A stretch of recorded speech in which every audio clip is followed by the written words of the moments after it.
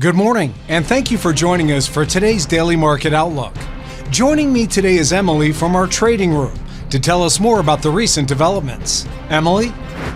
Gold prices continued their record run as investors sought the safe haven asset amid escalating concerns about a US-China trade war and the potential impact on economic growth. The S&P 500 and the Dow rose as investors started to brush off disappointing Alphabet earnings and weighed the prospect of future interest rate cuts from the US Federal Reserve. Google parent Alphabet dropped 7.3% after posting downbeat cloud revenue growth. BlackRock, the world's largest asset manager, is preparing to launch a Bitcoin exchange-traded product in Europe.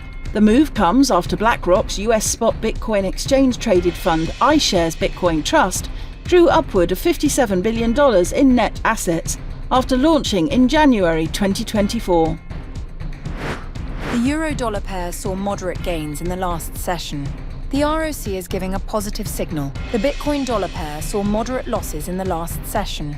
The CCI is in oversold territory. The sterling-dollar pair edged higher in the last session.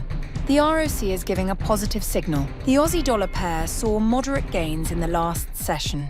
The stochastic RSI is in overbought territory. The economic calendar is packed with impactful events, with major data points leading the way.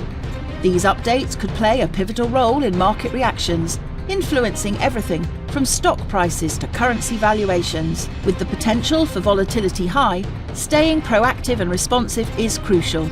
Make sure to factor in these economic events when assessing your investment strategy. We hope that you've enjoyed today's Market Outlook. On behalf of all of us here, we wish you a productive trading day.